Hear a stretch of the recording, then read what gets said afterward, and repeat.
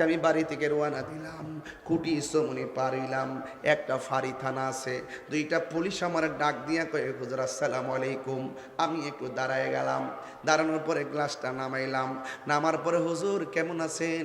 আমি বললাম ভালো আছি। হুজুর যদি কিছু মনে না করেন একটা ছবি তুলবো। ঠিক আছে আপনি তুলেন। গাড়ি থেকে আমি নামলাম, নামার পরে এবার জিজ্ঞেস করলাম ভাই আপনার বাড়ি কোথায়? আমার বাড়ি পাবনা। ঠিক আছে ভাই, আপনি কোথায় যান? আমি বললাম চান্দিনা মাহফিলে যাই। হুজুর যদি কিছু মনে না করেন, আমি আপনার গাড়ি দিয়ে একটু দেবিদ্বার পর্যন্ত যাইতে পারেননি। আমি বললাম কেন? আমি বললাম হ্যাঁ যেতে পারবেন। কই হুজুর একটু আগে শুনেছি দেবিদ্বারে একটা ছেলে একটা মা, ছেলে এবং মা সহকারে দুনিয়াতে অ্যাক্সিডেন্টে মারা গেছে, দুনিয়া থেকে বিদায় হয়ে গেছে। লাশগুলো এখন দেবিদ্বারে আছে মসজিদের পাশে।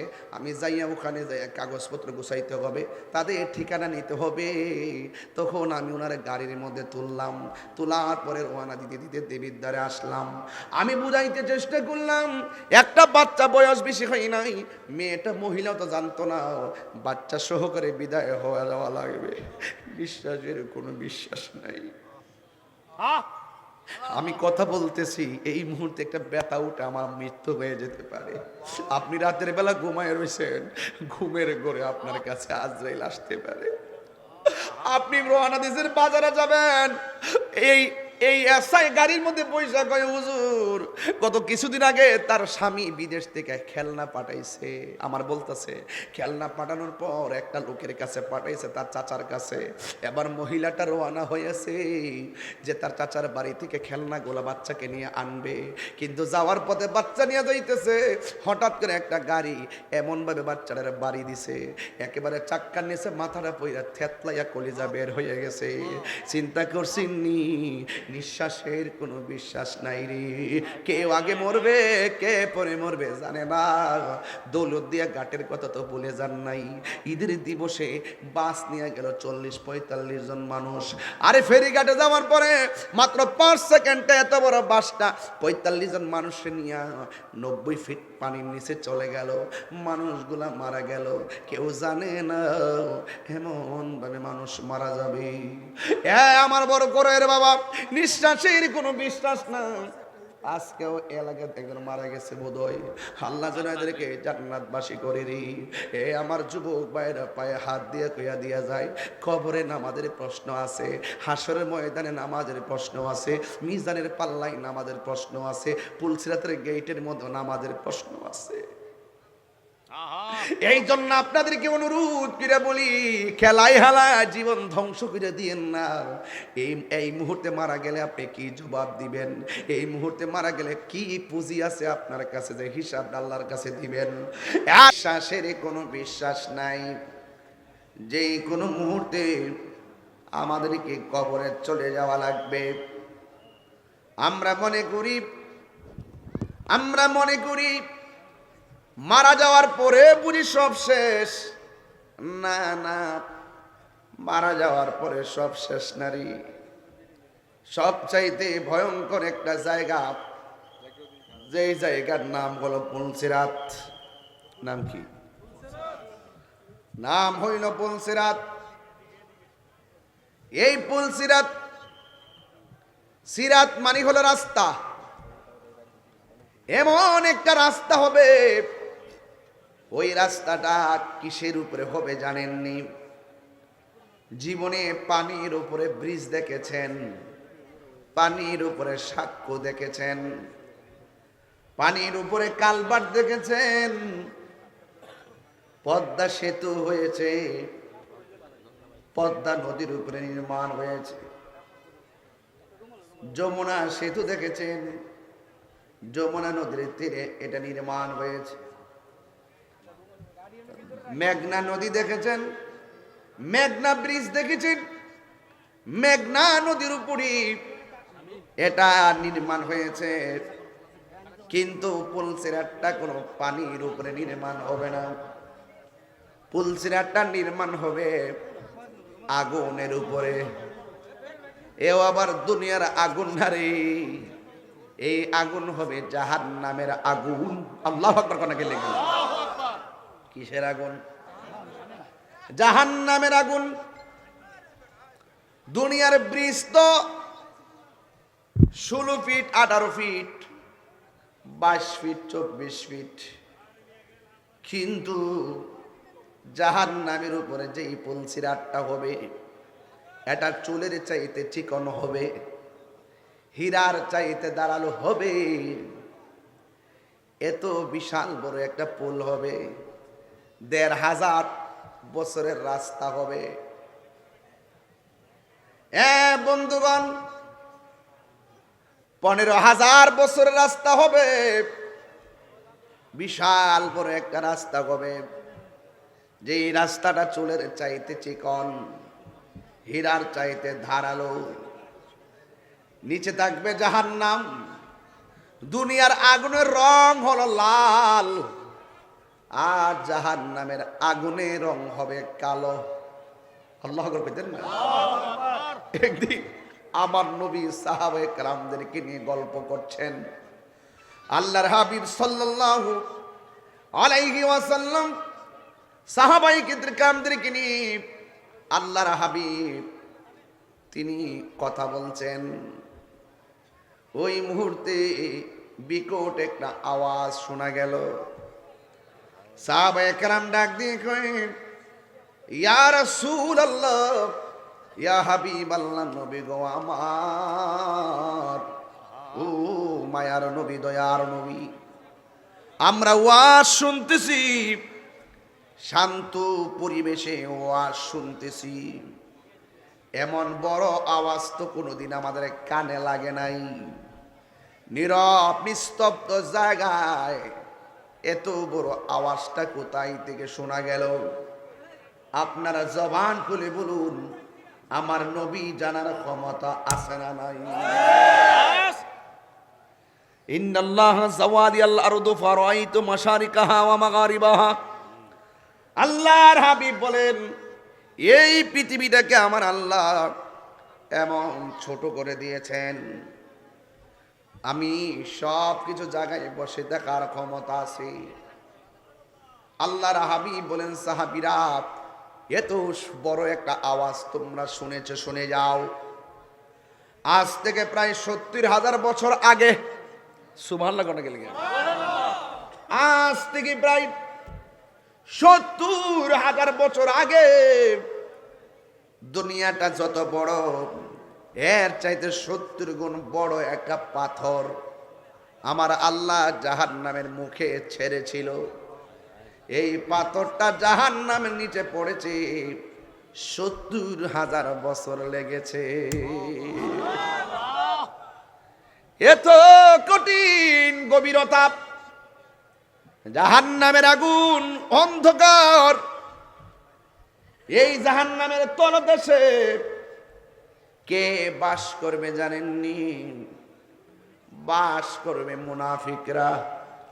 আল্লাহ রাব্বুল আলামিন কোরআনে বলেন, ইন্নাল মুনাফিকিনা ফিদ দারকিল আসফালি মিনান নার।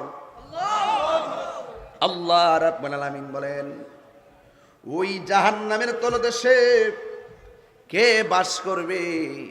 একমাত্র মুনাফিকরা। জাহান্নামীদের পুষ যেই তলদেশে গিয়ে পড়বে, ওই জাহান্নামীদের পুজের মধ্যে নিক্ষিপ্ত হবে মুনাফিকরা। এখন প্রশ্ন করবেন, হুজুর মুনাফিক অর্থ কি? আন্নিফাক থেকে নুন ফা কফ, নুন ফা কফ, জিনসে সহি। বন্ধুগণ, ওই মুনাফিক অর্থ, আন্নিফাক মানে হলো কপটতা, মুনাফিক মানে হলো দ্বিমুখী নীতি অবলম্বনকারী। মুনাফিক যারা এখানে এক কথা ওখানে আরেক কথা বলে, মুনাফিকদের আলামত হলো 3টি। 1 নম্বর, সে কথা বললে মিথ্যা বলবে। 2 নম্বর, ইজা ওয়াদা আখলাফা, সে ওয়াদা করলে খেলাফ করবে।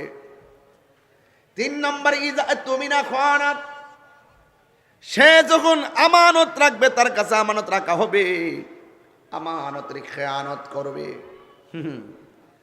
আর একটা হাদিসের মধ্যে সেদিন পড়েছি ব্রাহ্মণপাড়া ওয়াজের গবেষণায়, সারা জীবন পড়লাম মুনাফিকের আলামত আয়াতুল মুনাফিকের সালাসা, মুনাফিকদের আলামত হলো 3টি। আর এখন শুনতেছি মুনাফিকদের আলামত একটা হাদিসে পাইলাম 4টি। কয়টি? 4টি। গবেষণা শেষ নেই। হ্যাঁ, গবেষণার 1 নম্বর কথা বললে মিথ্যা বলে, 2 নম্বর ওয়াদা করলে খেলাফ করে, 3 নম্বর আমানত রাখলে খেয়ানত করে, আর 4 নম্বর হলো নামাজ কালাম পড়ার সময় এমন একটা বাপ ধরে মনে হয় যেন তার নামাজের বাবে সাহাবায়ে কেরাম ফেল।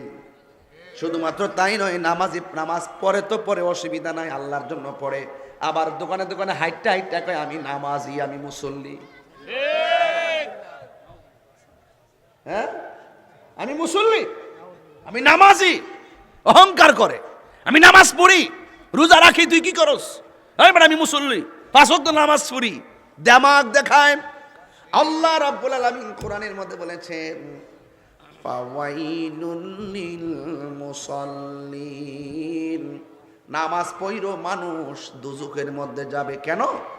আল্লাযীনা হুম আন সালাতিহিম সাহুন, যারা নামাজের ব্যাপারে উদাসীন, নামাজ পড়া পড়া কয় আমি নামাজি, আমি মুসল্লি। দরবা হাসরের মাঠে আইতাছি, পুলসিরাতটা হবে জাহান্নামের উপরে, চুলের চাইতে চিকন হবে, হীরার চাইতে ধারালো হবে। আল্লাহ বলবেন পার হও। সবাই ওই পুলসিরাতের গোড়ায় চলে যাবে। হিন্দুরাও সেখানে যাবে, খ্রিস্টানরাও সেখানে যাবে, ইহুদিরাও সেখানে যাবে, মুসলমানরাও সেখানে যাবে।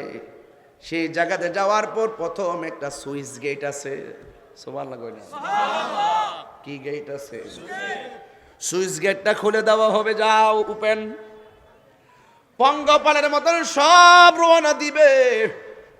ওখানের মধ্যে আমার আল্লাহ একটা প্রশ্ন দাঁড় করবে যে এই জায়গাতে যাইতে পারলে উপরে গেলে, ওপারে গেলে বেহেশতে যাইবা, না যাইতে পারলে যোগ্যতা না থাকলে কেটে জাহান্নামে পড়ে যাবে। এমন একটা রাস্তা, কঠিন রাস্তায় ছেড়ে দিবে। নদীর পাড়ের ভিতরে কোনো নৌকা নাই। যদি আপনাকে বলা হয়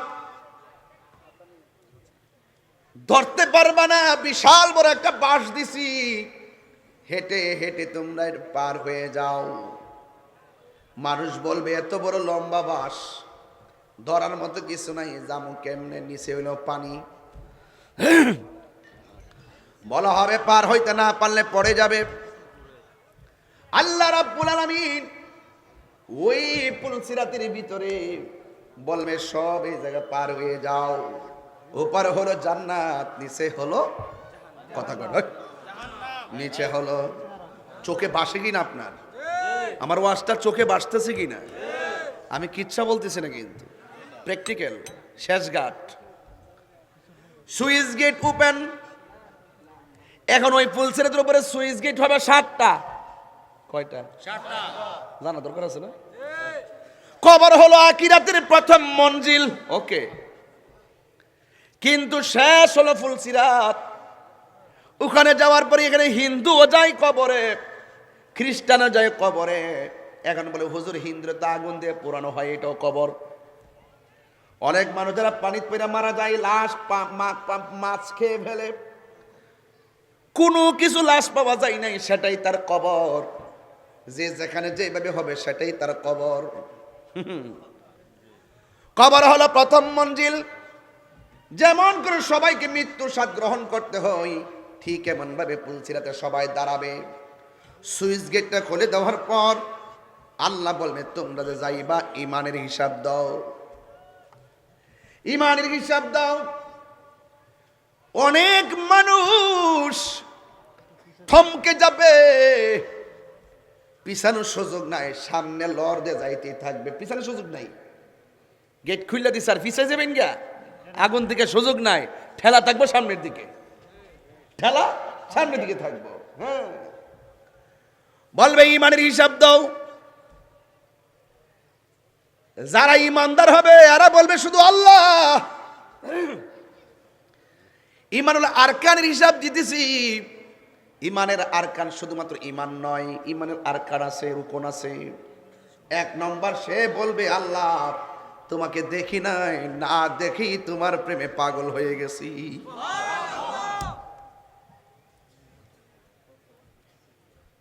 তোমার বন্ধু নবীর কথা আমরা নিঃশর্তে মেনে নিয়েছি। সুবহানাল্লাহ। ইমানদার পাওয়ার সেখানে কম না বেশি? ও আল্লাহ তোমার উপর ঈমান এনেছি কেন? একটা মাত্র কারণে, ও আল্লাহ তুমি আমাদের খালেক, তুমি আমাদের মালিক, আমরা মাখলুক, আমাদের ঘুম আছে, আমাদের তন্দ্রা আছে, আমাদের নিদ্রা আছে।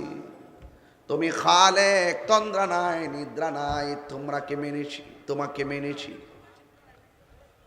তোমার ইবাদত করেছি, তোমার সঙ্গে কাউকে শরীক করি নাই,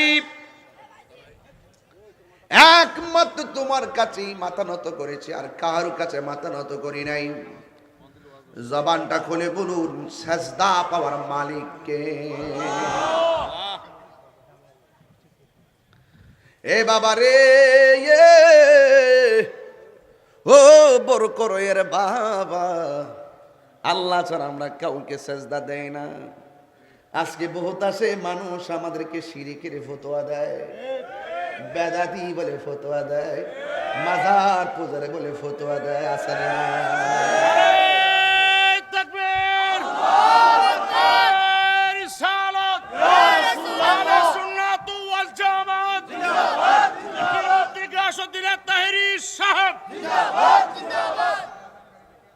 ফতোয়া দেয় শিরিক শিরিক। অথচ সারা জীবন দেখলাম যারা পহেলা বৈশাখে শোভাযাত্রাকে শিরিক বলছে, আজকে দেখলাম তারা কি সুন্দর কইরা কইরা শোভাযাত্রা পালন কইরা কয় পিরিত পিরিত পিরিত। মুনাফিক মুনাফিক। এই কথাগুলো আমরা বলতাম।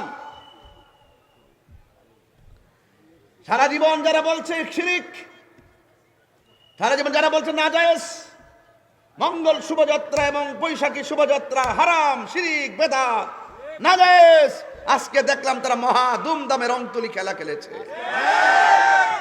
ইসলামের পবিত্র ঈদে মিলাদুন নবীর জুলুস করি, তখন তারা বেদাতের ফতোয়া দেয়। কথা বলেন ঠিক কিনা?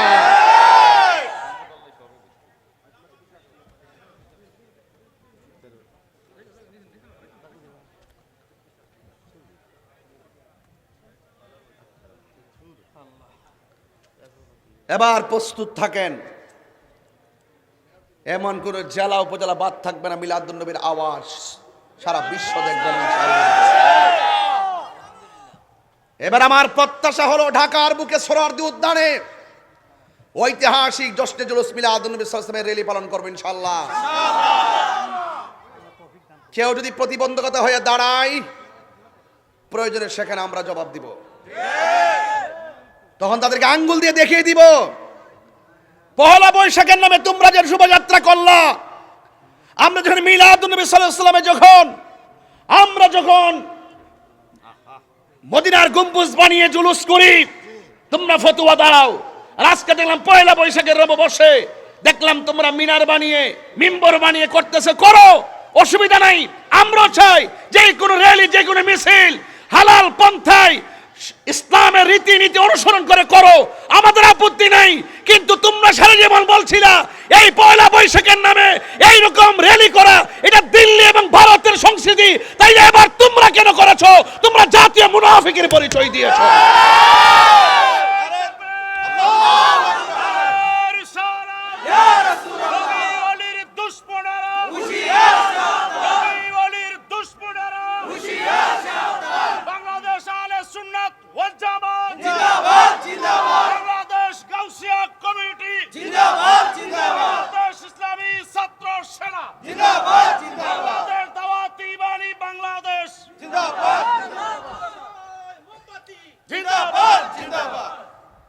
সারা জীবন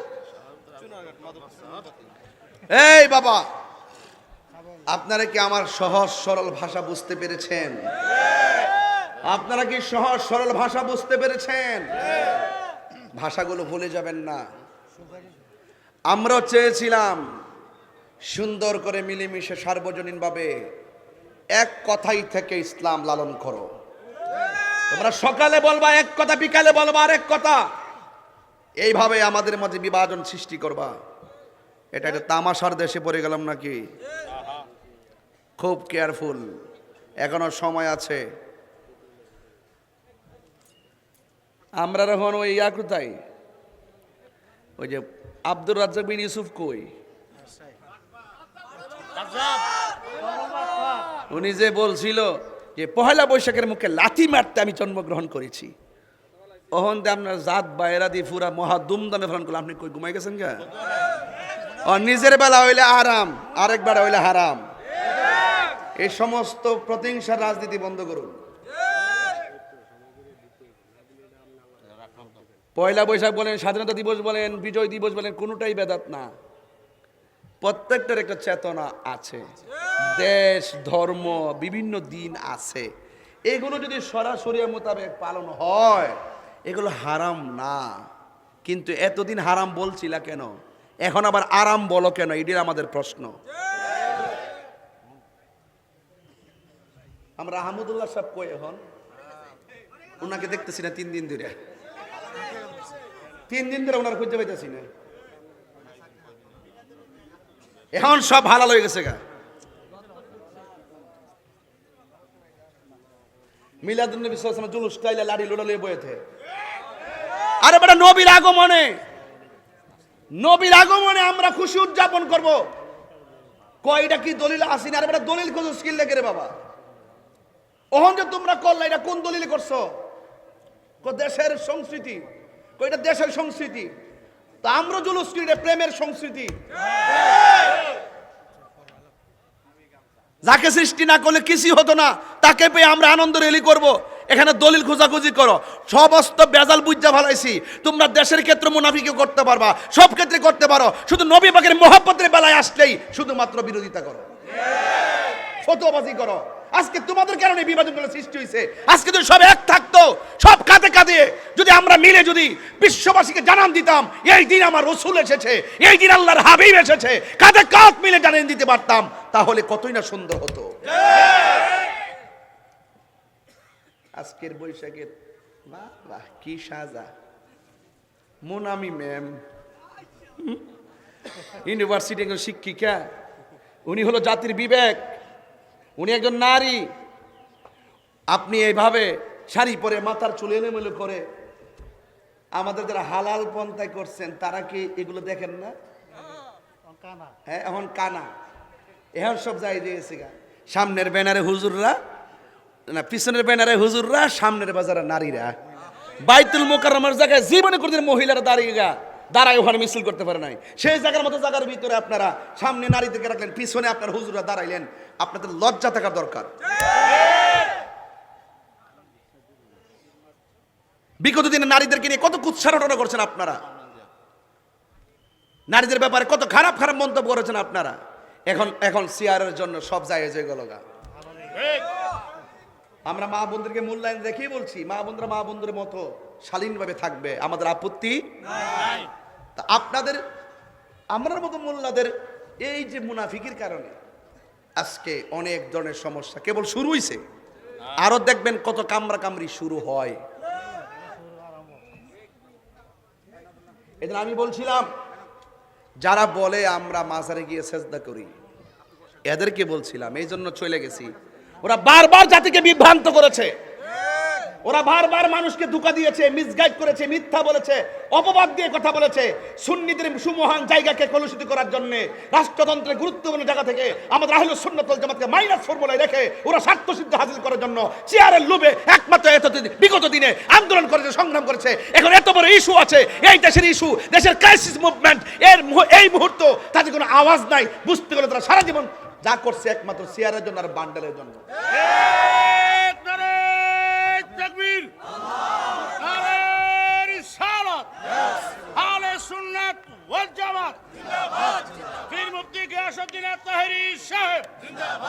বাংলাদেশ ইসলামী ফ্রন্ট তাহলে বলুন সেজদা পাওয়ার মালিক কে? আমরা কি মাজার গিয়ে সেজদা করি? তাইলে আমরা মাজার পূজারি বলেন কেন? এটা প্রশ্ন রাখলাম। যদি কোথাও কোনো বিচ্ছিন্ন ঘটনা হয়, যদি কেউ করে, সে আলেম কিনা দেখবেন। সাধারণ পাবলিক যদি করে তাকে ধরবেন, ধরে বলবেন যে বেটা তুই সেজদা করলে কি লেগে, তার কাছে জবাব পেলে জবাব দিব। আপনারা কিছু হইলে আপনাদের মতাদর্শের সাথে না মিললে আপনারা মেরে ফেলেন। দেশে আইন আছে না নাই? আর আইন আছে না নাই? তা আপনি আইন হাতে তুলে নিলেন কেন? এক বেচারা যদি মুরতাদ হয় কিংবা রাসূলুল্লাহর বিরুদ্ধে কথা বলে, যেটা আমাদের এই বাংলাদেশ ইসলামী স্টেট না, তাহলে আপনি আইন হাতে তুলে নিলেন কেন? দেশে আইন আছে, আইনে সুশাসন আছে, বা আইনে সুশাসন প্রতিষ্ঠিত হবে, আপনি হাতের মধ্যে আইন তুলে নিবেন কেন? বলে কেন? এখানে সে শরীয়ত বিরোধী কথা বলছে। কি বলছে? একটা কথা বলছে, এখানে আপনি যে ওকে মেরে ফেললেন, আপনি যে বাড়িঘর ভেঙে ফেললেন, আপনি যে এইভাবে কিছু হলেই যে 89টা 97টা মাজারকে ভেঙে ফেললেন, এগুলা কি কোনো কালচার হতে পারে? এগুলা কি 53 বছর বয়সে কেউ দেখেছেন?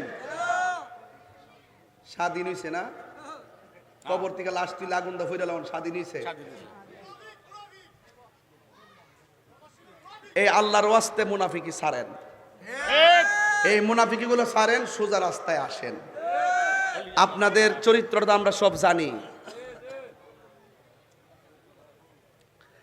এই জন্য জবান খুলে বলুন, বলছে রাতের প্রথম গেটের মধ্যে ঈমান নিয়ে জিজ্ঞাসা করা হবে।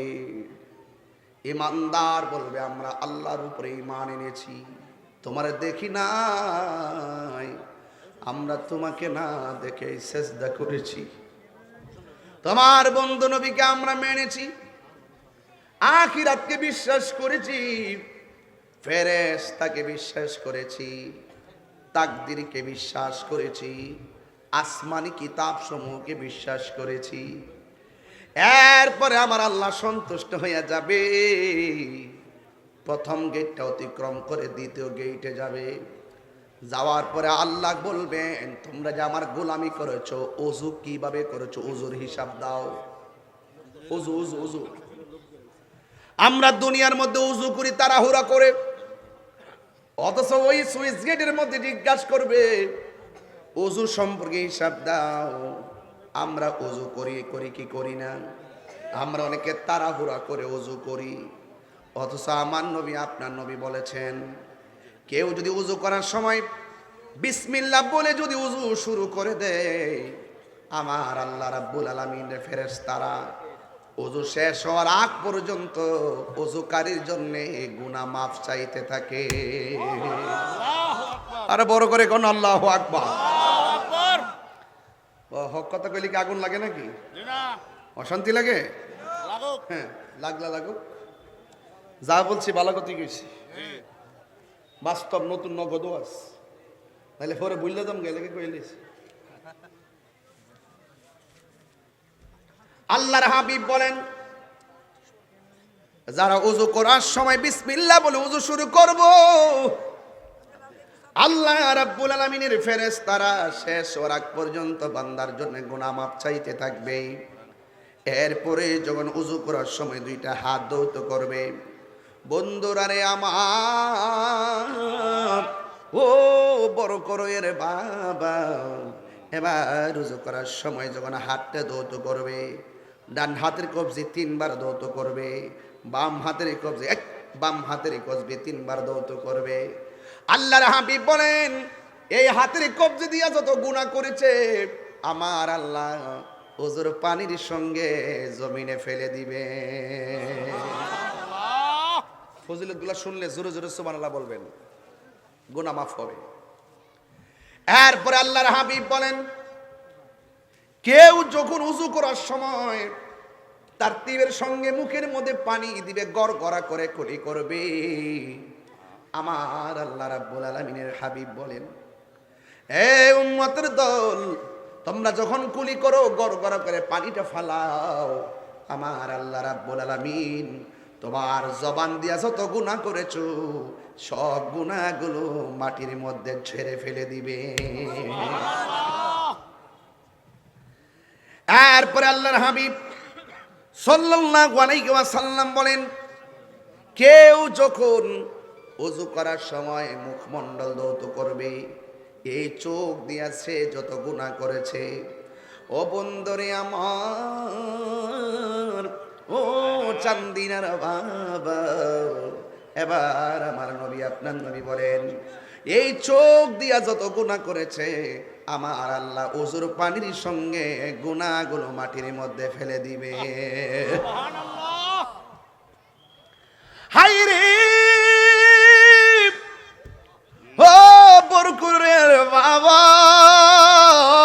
আল্লাহু আকবার। আমার নবী আপনার নবী রহমাতুল লিল আলামিন হাবিবে দু জাহান বলেন, কেউ যখন ওযু শেষ কইরা আসমানের দিকে তাকাইয়া কালিমায়ে শাহাদা পড়বে, আল্লাহ রাব্বুল আলামিন তার জন্য আসমান নয় জান্নাতের 8টা দরজা খুলে দিবে। এই জন্য পুলসিরাতের দ্বিতীয় গেটে জিগাইবে, ওযুর হিসাব দাও। বান্দা ডাক দিয়া বলবে, আল্লাহ ওযু করেছি একমাত্র নামাজটাতে প্রবেশ করার জন্যে, নামাজের চাবি হইল ওযু। এবার যখন এই গেটটা পার হয়ে যাবে, তৃতীয় নম্বরে গেটের মধ্যে জিগাইব নামাজের ব্যাপারে। এই নামাজ আমাদের সমাজে অনেকে পড়ে, কিন্তু পড়ার মতো পড়ে না। এই নামাজের ব্যাপারে জিগাইব, নামাজ কেন পড়ছো, নামাজ কিভাবে পড়েছো। বান্দা আল্লাহরে ডাক দিয়ে বলবে, আল্লাহ এই নামাজ পড়েছি পৃথিবীর কাউকে খুশি করার জন্য নয়, একমাত্র তুমি আল্লাহর সন্তুষ্টি পাওয়ার জন্যে, একমাত্র তোমার সন্তুষ্টির জন্যে। এ যুবকের দল, আল্লাহ রাব্বুল আলামিন নামাজ সম্পর্কে জিগাইব। আজকে দেখেন হাসরের ময়দানে যখন আপনি যাবেন, সর্বপ্রথম নামাজের হিসাব নেওয়া হবে। আর পুলসিরাতে ঘাটে গেলে 3 নম্বরে নামাজের কথা ধরবে, আবার কবর গেলেও নামাজের কথা ধরবে। আল্লাহর হাবিব বলে, কবরের ভিতরে বেনামাজি যারা হবে এদেরকে 3টা আযাব দেওয়া হবে। এর মধ্যে 1 নম্বর আযাব হলো কবরের ভিতরে যাওয়ার পরে, 1 নম্বর আযাব হলো কবরের মাটি দুইটা দুই পাশে চলে যাবে। দুই পাশে যাইয়া এমন জোরে চাপা মারবে গো, একেবারে ডান পাশের হাড্ডিগুলি বাম পাশের হাড্ডির ভিতরে ঢুকে যাবে, বাম পাশের হাড্ডিগুলো ডান পাশের হাড্ডির ভিতরে ঢুকে যাবে। ওই কবরে বেনামাজি বলবে, আল্লাহ ও আল্লাহ, এই কবরের ভিতরে বেনামাজি হইয়া আসলে এত কঠিন আযাব হবে, যদি জানতাম কোনোদিনও নামাজ ছাড়তাম না। আল্লাহ আরেকবার তুমি দুনিয়াতে পাঠাও। আজকে আমি যখন ঘরে আইসা ঢুকছি, আমি সাহেবুল বাইতকে বললাম, না রে তোরে তুইছি, তারে কইলাম, মুসিন মেরে কইলাম, বাবা রে আমার একটা যাই নামাজ দাও। ঘরে ঢুকলাম, এসর আজান দিল, নামাজটা যাই নামাজটা বিছাইলাম। আর তারে বললাম, রাসূল বলছেন ঘরকে তোমরা কবর বানাইও না, মাঝে মাঝে ঘরের ভিতরেও নামাজ পড়ো। এই জন্য আল্লাহর হাবিব উৎসাহ করেছেন, তোমরা যখন মসজিদে যাইবা অন্তত সুন্নতটা হলেও ঘরে পইরা যাইও। জোরে জোরে কি সুবহানাল্লাহ বলা যাবে না? আল্লাহু আকবার, আল্লাহু আকবার। হ্যাঁ হুসেন, না ঠিক না? ঠিক নেই। এরপর আমার যুবক ভাইয়েরা, এখন প্রশ্ন হলো, কবরের মানুষটা জিজ্ঞাসা করবে, ও আল্লাহ নামাজ না পইরা কবর আসতে যদি এত শাস্তি হবে, জীবনেও আমি নামাজ ছাড়তাম না, আর একবার তুমি দুনিয়ার মধ্যে পাঠাও, আমি নামাজ ছাড়ব না। আল্লাহ বলবে, না না, সুম্মা ইলাইহি তুরজাউন, না না, মরণের পর চলে আসলে আর ফিরে যাওয়ার কোনো সুযোগ নাই। বন্ধু গো, এবার আমার নবী আপনার নবী রাহমাতুল লিল আলামিন বলেন, 3 নম্বর গেটে গেলে নামাজের কথা জিজ্ঞেস করবে। এই জায়গার ভিতরে আমার কিছু কথা আছে। আজকে খেলতে খেলতে হাসি তামসা করতে করতে নামাজ ছাইরা দেন, না না, আজকে ফজর নামাজটা ঘুমের ঘরের চোটে ছাইরা দিলেন, জোহরের নামাজের টাইমে নামাজ পড়বেন বলে ফজরের নামাজটা কাজা করলেন। এমনও হতে পারে অনেক যুবক আছে অনেক যুবক আছে যে এই যুবকগুলো নামাজের আগে দুনিয়া থেকে হঠাৎ করে বিদায় হয়ে যায়। আজকে আমি বাড়ি থেকে রওনা দিলাম, কুটি সমনি পার হইলাম, একটা ফাঁড়ি থানা আছে, দুইটা পুলিশ আমার ডাক দিয়া কয়ে হুজুর আসসালামু আলাইকুম। আমি একটু দাঁড়ায় গেলাম, দাঁড়ানোর পরে গ্লাসটা নামাইলাম, নামার পরে হুজুর কেমন আছেন? আমি বললাম ভালো আছি। হুজুর যদি কিছু মনে না করেন একটা ছবি তুলবো। ঠিক আছে আপনি তুলেন। গাড়ি থেকে আমি নামলাম, নামার পরে এবার জিজ্ঞেস করলাম ভাই আপনার বাড়ি কোথায়? আমার বাড়ি পাবনা। ঠিক আছে ভাই, আপনি কোথায় যান? আমি বললাম চান্দিনা মাহফিলে যাই। হুজুর যদি কিছু মনে না করেন আমি আপনার গাড়ি দিয়ে একটু দেবিদ্বার পর্যন্ত যাইতে পারেননি। আমি বললাম কেন? আমি বললাম হ্যাঁ যেতে পারবেন। কই হুজুর একটু আগে শুনেছি দেবিদ্বারে একটা ছেলে একটা মা, ছেলে এবং মা সহকারে দুনিয়াতে অ্যাক্সিডেন্টে মারা গেছে, দুনিয়া থেকে বিদায় হয়ে গেছে। লাশগুলো এখন দেবিদ্বারে আছে মসজিদের পাশে। আমি যাইয়া ওখানে যাইয়া কাগজপত্র গুছাইতে হবে, তাদের ঠিকানা নিতে হবে। তখন আমি ওনার গাড়ির মধ্যে তুললাম, তোলার পরে রওনা দিতে দিতে দেবিদ্বারে আসলাম। আমি বুঝাইতে চেষ্টা করলাম একটা বাচ্চা বয়স বেশি হয় নাই, মেয়েটা মহিলাও তো জানতো না বাচ্চা সহকারে বিদায় হওয়া যাওয়া লাগবে। বিশ্বাসের কোনো বিশ্বাস নাই। আমি কথা বলতেছি এই মুহূর্তে একটা ব্যথা উঠে আমার মৃত্যু হয়ে যেতে পারে। আপনি রাতের বেলা ঘুমায় রয়েছেন, ঘুমের ঘরে আপনার কাছে আজরাইল আসতে পারে। আপনি রওনা দিয়েছেন বাজারে যাবেন, এই এই এসআই গাড়ির মধ্যে পয়সা কয় হুজুর কত কিছুদিন আগে তার স্বামী বিদেশ থেকে খেলনা পাঠাইছে। আমার বলতেছে খেলনা পাঠানোর পর একটা লোকের কাছে পাঠাইছে, তার চাচার কাছে। এবার মহিলাটা রওনা হয়েছে যে তার চাচার বাড়ি থেকে খেলনাগুলো বাচ্চাকে নিয়ে আনবে, কিন্তু যাওয়ার পথে বাচ্চা নিয়ে যাইতেছে, হঠাৎ করে একটা গাড়ি এমনভাবে বাচ্চাটার বাড়ি দিছে, একেবারে চাক্কার নিচে মাথাটা পইরা থেতলাইয়া কলিজা বের হয়ে গেছে। চিন্তা করছিনি নিঃশ্বাসের কোনো বিশ্বাস নাই রে, কেউ আগে মরবে কে পরে মরবে জানে না। দৌলত দিয়া ঘাটের কথা তো বলে যান নাই, ঈদের দিবসে বাস নিয়ে গেল 40-45 জন মানুষ। আরে ফেরিঘাটে যাওয়ার পরে মাত্র 5 সেকেন্ডে এত বড় বাসটা 45 জন মানুষকে নিয়ে 90 ফিট পানির নিচে চলে গেল, মানুষগুলা মারা গেল। কেউ জানে না এমন ভাবে মানুষ মারা যাবে। আমার বড় করে বাবা নিঃশ্বাসের কোনো বিশ্বাস না। আজকেও এলাকাতে একজন মারা গেছে বোধহয়, আল্লাহ যেন এদেরকে জান্নাতবাসী করে রে। আমার যুবক ভাইরা পায়ে হাত দিয়ে কইয়া দিয়া যায় কবরে নামাজের প্রশ্ন আছে, হাসরের ময়দানে নামাজের প্রশ্ন আছে, মিজানের পাল্লায় নামাজের প্রশ্ন আছে, পুলসিরাতের গেটের মধ্যে নামাজের প্রশ্ন আছে। এই জন্য আপনাদেরকে অনুরোধ করে বলি খেলায় হেলায় জীবন ধ্বংস করে দিয়েন না। এই মুহূর্তে মারা গেলে আপনি কি জবাব দিবেন? এই মুহূর্তে মারা গেলে কি পুঁজি আছে আপনার কাছে যে হিসাব আল্লাহর কাছে দিবেন? এরপরে আমার নবী বলে উম্মত নামাজের ব্যাপারে আল্লাহ জিগাইব। এবার প্রেমিকরা বলবো আল্লাহ নামাজ পড়ছি জান্নাতের আশায় পড়ি নাই, নামাজ পড়ছি একমাত্র তোমাকে পাওয়ার আশায়, হাজিরা দিছি একমাত্র তুমি আমার রব, তুমি আমাদের সব, এই জন্য আমি হাজিরা দিয়েছি। আল্লাহ রাব্বুল আলামিন অন্তর খবর জানে, এখানে 2 নম্বরই কথা বলার সুযোগ নাই। আমি হজ করছি আমি হাজি বলার সুযোগ নাই। আল্লাহ কইবে তুই তো হজ করস নাই রে, একমাত্র হজ করছস মানুষের তোরে হাজি কইবার লাগা, তুই নামাজ পড়ছস মুসল্লি কইবার লাগা। আল্লাহ যখন অন্তর খবর সাথে জবানের সাক্ষী মিলে যাবে, আল্লাহ বলবে যাও, 3 নম্বর সুইচ গেট খুলে দেওয়া হবে। 4 নম্বর সুইচ গেটে যাবে, যাওয়ার পরে আল্লাহ জিগাইব হজ করছিলা, হজের হাকিকত বর্ণনা করো। ও আল্লাহ খানায় কাবা দুরলাম তোমার জন্যে, তাওয়াফ করলাম তোমার জন্যে, সাফা মারওয়া তোমার জন্যে, হুকুম হাকাম তোমার জন্যে, পাথর মারলাম তোমার জন্যে, পাথর মারলাম তোমার জন্যে, কোরবানি করলাম তোমার জন্যে, আমার জীবন তোমার জন্যে, আমার মরণ তোমার জন্যে, আমার নামাজ তোমার জন্যে, আমার হজ হজ তোমার জন্য আল্লাহর কাছে এমন ভাবে ঢক ঢক করে তার উত্তরগুলা দিয়ে দিবে, পুলসিরাতের উপরের ভিতরে একটা কম্পন তৈরি হয়ে যাবে। বান্দা বলে কি, বান্দা বলে কি, আমার আল্লাহর জৌল সেদিন কায়েম হয়ে যাবে। এখন হজের কথা আমার দেশের ভিতরে অনেক কষ্ট লাগে, অনেক মানুষ আছে তারা হজের মধ্যে যায়, যায় যায় শুধুমাত্র সেলফি তুলতে ব্যস্ত হয়ে যায়। এইগুলা করবেন না রে বাবা। যাবেন হজে যায় অন্তত পক্ষে একটু ভিডিও করতে পারেন, মা বাবার দেখাইতে পারেন, কিন্তু চূড়ান্ত মুহূর্তে প্রেমের সময় মোবাইলে আসক্ত হবেন না, প্রেম গোপন থাকবে। আরে আপনি যখন সাফা মারওয়া দৌড়াদৌড়ি করেন, আপনি হয়তো ভুলে যান এই সাফা মারওয়ার সঙ্গে একটা ইতিহাস জড়িত আছে, কুরবানিটা সামনে আছে। একটা ওয়াকিয়া না বললে হক আদায় হবে না। আমি যখন আমার আম্মার নিয়ে গেলাম সাফা মারওয়া, এই বেড়ার ছেলে যারা আছে এরা একদম মদিনাতুল মুনাওয়ারার কাছে থাকে।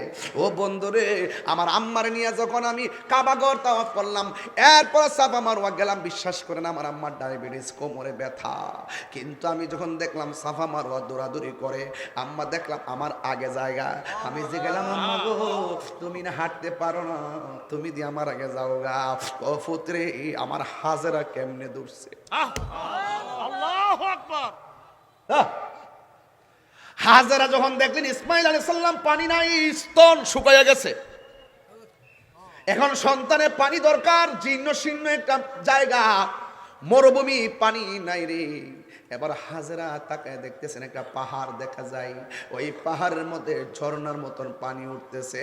দৌড়াইয়া সাফা পাহাড়ে চলে গেছে, যাইয়া দেখে আসলে পানি নাই, রৌদ্রের তাপের কারণে বালুগুলা চিকচিক চিকচিক করতেছিল, ওই পানি ওইগুলা দেখলেন, যাইয়া দেখেন কোনো পানি নাই। ওই সাফা পাহাড় থেকে আর একটা দৌড় মারলো, মারওয়া পাহাড়ের মধ্যে গেলেন, যাইয়া দেখলেন সেখানেও পানি নাই, অথচ বালু চিকচিক করছে ঝর্ণার মতন, আসলে পানি নাই। একবার সাফা থেকে মারওয়া, মারওয়া থেকে সফা, সফা থেকে মারওয়া, মারওয়া থেকে সফা, সফা থেকে মারওয়া। আল্লাহর দুনিয়ার জমিনে যত নিদর্শন আছে রে দেলওয়ার রে, যত নিদর্শন আছে, সবচাইতে বড় নিদর্শন খানে কাবা। এই কাবার পরে আরেকটা নিদর্শন আল্লাহ কোরআনে বর্ণনা করছেন, ইন্নাস সফা ওয়াল মারওয়াতা মিন শাআইরিল্লাহ।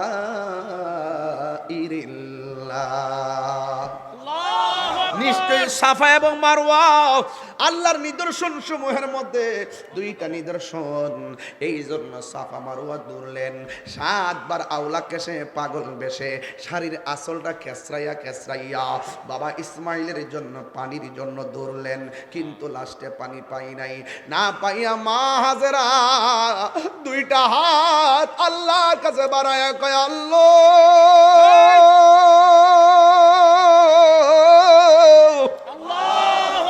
ও আল্লাহ গো, স্তনের মধ্যে পানি নাই, দুধ নাই, জিহ্বার মধ্যে পানি নাই, মরুভূমির বালের মধ্যে কোনো ঝর্ণা নাই, আমার জাদুমণির পানি কোথায় থেকে পার করা। আল্লাহ গো জিবরাইল রে, আমার পাগলনির কাছে যা, যাইয়া দোয়া কবুল হয়ে গেছি। দৌড়াইয়া সন্তানের কাছে গেল, যাইয়া দেখে মরুভূমির বালু, যেখানে শুয়ায়া আনছিল হযরতে ইসমাইল আলাইহিস সালামকে, পা গুলা লড়াইতাছে রে, পায়ের গোড়ালি থেকে আমার আল্লাহ শুষ্ক মরুভূমির বালুর নিচ থেকে ঝর্ণার পানি উতলাইয়া বের করে দিয়েছে।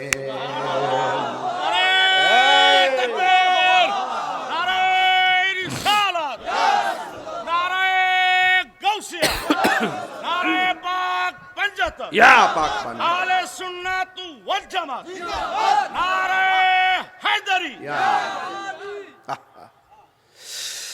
এবার হাজেরা পানি দেখা এমন ভাবে পানি উঠতেছে, ডান পাশে পানিরে বান দিলেন, পানি বাম দিকে যায়, বাম দিকে বান দিলেন, পানি মাথার দিকে যায়, মাথার দিকে বান দিলেন, পানি পিছন দিকে যায়, এমন ভাবে উঠতেছে। হঠাৎ করে হাজেরা পানির ডাক দেখে, পানি থাম, থাম বলতে দেরি পানিটা থেমে গেছি, গায়েব থেকে আওয়াজ আসে, কয়া হাজেরা রে, আজকে যদি তুমি পানিরে থাম না বলতা, ও হাজেরা, সারাটা পৃথিবীর জমিনের পানি গুলার আমি ঝমঝমের পানি দিয়া বাসায়া দিতাম। ডাবের পানি বলো, পুকুরের পানি বলো, টিউবওয়েলের পানি বলো, বোতলের পানি বলো, সব পানি দাঁড়ায়া পান করা হারাম। আর ইসমাইলের পায়ের গোড়া দিয়ে যে এই পানিটা বের হয়েছে, এই পানির নাম হলো জমজমের পানি। বিজ্ঞান বলতেছে এই পৃথিবীর মধ্যে সবচেয়ে যে সুস্বাদু আর বিশুদ্ধ পানি হলো জমজমের পানি। দ্বিতীয় পানি হলো বীর শেফার পানি। 3 নম্বর পানি হলো বীর রাওয়াহার পানি। 1 নম্বর হলো জমজমের পানি। বন্ধু, পৃথিবীর সব পানি দাঁড়ায়া পান করা হারাম, আর জমজমের পানি দাঁড়ায়া পান করা হলো সুন্নাহ। আল্লাহু আকবার কোন কেন? এই জন্য জিগাইবা হজ দিয়ে হিসাব দাও। ওই পুলসিরাতের উপরে হজ দিয়া বলবে, আল্লাহ সব রুকন, সব আরকান, সব ফরজ ওয়াজিব আমি হজে পালন করছি, একমাত্র তোমার জন্যে সুইচ গেট 3 নম্বর গেট খুলে যাবে। 4 নম্বর গেট পার হওয়ার পরে 1 নম্বর ইমানের গেট, 2 নম্বর ওযুর গেট, 3 নম্বর নামাজের গেট, 4 নম্বর হলো হজের গেট, 5 নম্বর হলো দানের গেট। আজকে যে দান করতেছেন, অনেকে দান করছেন হয়তোবা, অনেকে তো দুনিয়ার জমিনে দান করে, মানুষ আমার দানবীর কইব, দানবীর কইব। আব্দুল জলিল সাহেব মেম্বার পদপ্রার্থী, তিনি দিলেন 10,000 টাকা, জুড়ে কোন মারহাবা। চেয়ারম্যান পদপ্রার্থী আব্দুল জলিল সাহেব, তিনি দিলেন নগদ 10,000 টাকা, জুড়ে কোন মারহাবা। এ দান যে করছো কি লেগা? ও হুজুর, মানুষ আমার দানবীর কইব এই জন্য না, দান করছি একমাত্র আল্লাহর জন্যে। ওই ফুলসিরাতের গেটের মধ্যে মানুষ যায় বলবে, আল্লাহ দান করছি একমাত্র তোমার সন্তুষ্টির জন্য। আরে বাবা, আল্লাহ তো ভালো করে জানে রে কার সন্তুষ্টির জন্য বান্দা দান করছে। যদি না হইতো ওই গেটের মধ্যে দরা খাইয়া যাইতো। আল্লাহ বলে না, তোমার দানে আমি সন্তুষ্ট, আমি ধন দিয়া মন পরীক্ষা করি, আমি আল্লাহ ধন দেওয়ার মালিক, আমি আল্লাহ সে দেওয়ার মালিক। এই জন্য আমার যুবক ভাইয়েরা, এবার ধন সম্পদ দিলে কি হবে জানেননি? দান করলে কি হবে জানেননি? আশাকিউ হাবিবুল্লাহ, দানশীল ব্যক্তি হলো আল্লাহর বন্ধু। ও বন্ধুরে আমার, আল্লাহ রাব্বুল আলামিন হাবিব বলেন, হাসরের ময়দান যেদিন কায়েম হয়ে যাবে, ওই কঠিন মুসিবতের সময় সব মানুষ নাফসি নাফসি বলে কাঁদবে। আমার আল্লাহ রাব্বুল আলামিন 7 প্রকার মানুষকে আরশে আজিমের নিচে ছায়া দান করবে। এর মধ্যে 1 প্রকার হলো যারা আল্লাহর রাস্তায় দান করে। আর জোরে জোরে করেন, আল্লাহর জন্য আমি তোমার পথে ব্যয় করে দিয়েছি। এবার 5 নম্বর সুইচ গেট খুলে যাবে। 6 নম্বর সুইচ গেট হলো আত্মীয়তার সম্পর্ক। ও বন্ধুরে, আজকে কিছু হলে সংসার নষ্ট করার জন্য পাগল হয়ে যায়, আজকে কিছু হলে আত্মীয় স্বজন সম্পর্ক ছিন্ন করে। আরে খালাম্মার বাড়িতে যায় না, জেডির বাড়িতে যায় না, নিজের রক্তের বাড়িতে যায় না, চাচার বাড়িতে যায় না, শ্বশুর বাড়িতেও যায় না। এমন ধরনের অনেক মানুষ আছে আত্মীয়তা সম্পর্কে গাফেল। অথচ আমার নবী, আপনার নবী বলেন, লা ইয়াদখুলুল জান্নাতা কাতিউন, আত্মীয়তা ছিন্নকারী বেহেশতের মধ্যে যাবে না, আত্মীয়তা ছিন্নকারী বেহেশতে যাবে না। এবার বান্দা ডাক দিয়ে বলে, আল্লাহ রহম, মানে আত্মীয়তার সম্পর্ক বজায় রেখেছি একমাত্র তোমার জন্যে। আল্লাহ, কাহার সঙ্গে আমি কটু কথা বলি নাই, সমাজের কাহার সঙ্গে বলি নাই, ঘরের কাহার সঙ্গে কটু কথা বলি নাই, আমার জীবনটা কাটাইছি একমাত্র তোমার বিধান মেনটেন করে। আল্লাহ, আমি নামাজ পড়েছি, আমার পরিবারকেও বলেছি, আমি সম্পর্ক ভালো রেখেছি সবার সঙ্গে, ব্যবসা ক্ষেত্রে ভালো রেখেছি, রাজনীতি ক্ষেত্রেও ভালো রেখেছি, আত্মীয়তার ক্ষেত্রে ভালো রেখেছি, সমাজের গুণেও ভালো রেখেছি। আপনারা জবান করে বলুন, আমার আল্লাহ মনের খবর জানে কি জানে না? এবার আসো, খেলা হবে ভক ভক মেরে খাওয়াই না আসেনি, কথা কই না, আর হক মানে খাওয়াই না আসেনি রে। এই বর করে ফুলা ভান্ডি কই? আমার ফুলা ভান্ডি কই? বর করে ফুলা ভান্ডি আসেনি, হাত তুলে না গেলে গা।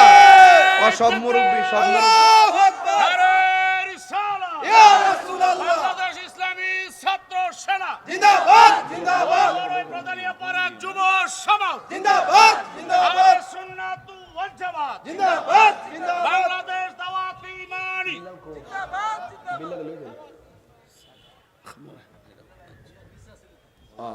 আছে ঠিক আছে বিলাল ওই ইয়ার নিয়ে যাবে ওই যে দোলার বাইরে যান যান যান আল্লাহ আকবার কোন কি লাগে আল্লাহু আকবার আমার কথা কি রাগ করতেছেন জিনা বাইডা মইরে গেলে গা বাতিজার হক মাইরা খেপালে গা সাসা রেডি হয়ে যায় কথা সঠিক নেই বাবা এর বাইরের বউটা যা আসিন বাইডা মরার পরে যে বাইরের বউটা আসিন এটারে কুত্তা বিল্লা মূল্যায়ন করে না বাতিজাইত্রীর কুত্তা বিল্লা মূল্যায়ন করে না সম্পদ দখল করে খায় হক মাইরা খায় আসিনে আসিনে আসিনে আসিনে এই হক মাইরা খায় আল্লাহ বলছেন আমি দুইটার গুনাহ মাফ করতাম না এক নম্বর যারা আমি আল্লাহর সঙ্গে শরিক করে আর দুই নম্বর যারা হক মেরে খায় বান্দার হক মাইরা খাওয়াইন না লোক আছে না নাই আছে আসিনি আপনার এলাকা আছে গামলা বইরা খাওয়াইন না আসিনি সাবধান হক মাইরা খাইবেন দেখবেন ফুলসিরাতে আটকায় যাইবেন খবরদার বাপের ঘরে সন্তান হইছেন জুলুম করেন না বড় ভাই যেটা ভাইব ছোট ভাই এটাই ভাইব মাইজলা ভাইটা এটাই ভাইব সিনিয়র জুনিয়র হওয়ার কারণে কেউ কম বেশি কিন্তু পাইতো না ভাই যদি বাপের ঘরে হয় সন্তান যদি তিনটা হয় তিনটা কিন্তু পাবে সম্পদটা সমান তালেই পাবে মেয়েরাও কিন্তু পাবে এই যারা সংসারে যে বোন আছে এদের সম্পদ তো দেওই না বরং ফিডো মোড় দেয়া গো আইবা যাইবা খাইবা আর আমরা থেকে কিতা নিবা কথা ঠিক আছে নি কথা ঠিক আছে নি হাসতে হাসতে বইনের ফিটে মর দালাইছ বইনার বাইরের কারণে কিছু কন আর কি না কইলো যদি মনে মনে গিট্টুটা দিয়া রাখে গবাদি যা মনে রাখবা ফুল ছেড়ে গেলে উফাই থাকতো না কথা কোন ঠিক না বেটে রাসূল বলছেন আল্লাহ সব মাফ করে দিবে ইচ্ছা করলে কিন্তু যারা আল্লাহর সঙ্গে শরিক করে যারা বান্দার হক মাইরা খায় শুধু সন্তান হিসেবে না আপনি যে আরেকবার হক মাইরা খান আপনি কিন্তু ধরা খেয়ে যাবেন এই জন্য আওয়াজ করে বলুন হক মাইরা খাবো আমরা আরো জোরে আরো জোরে সুদখুর তো বইরা গেছে গা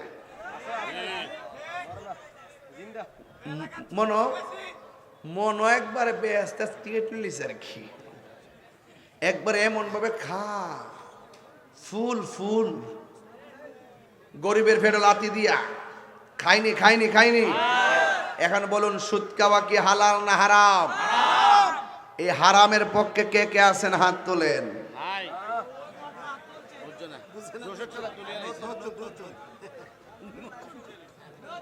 জোশ আই বাস হ্যাঁ শুনেন আজকে থেকে ওয়াদা করেন আমরা হারাম খাবো না আর জোরে কইতে হবে হারাম খাবো না হক মাইরা খাবো না নামাজ ছাড়বো না আল্লাহর সঙ্গে শরিক করব না বাস এই পর্যন্ত ওয়াজটা বুঝছেন নি আর যদি আপনি উত্তর দিতে না পারতেন নিচে কি কথা বলেন নিচে কি তাইলে উপায় আসেনি আর নিদানের শেষ ঘাট ওইলে বাগান নাইলে গর্ত ঠিক আছে নি তাহলে আজকে থেকে ওয়াদা করেন আমরা কোনোদিন নামাজ ছাড়বো আমরা কোনোদিন হক মেরে খাবো আমরা কোনোদিন সুদ খাবো আল্লাহ আমাদের সকলকে বোঝার তৌফিক দান করুন সকলে বলুন আমিন আর বড় করে বলে আমিন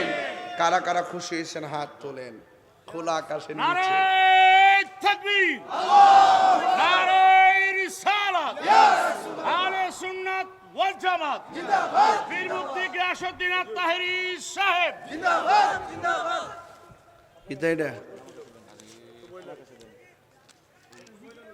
আজ আবার তো প্রশ্ন বাদ দে বাবা অতলা প্রশ্ন কইস না অর্ধেক কথা কইলেছি সুদ করে অর্ধেক কথা কইলেছি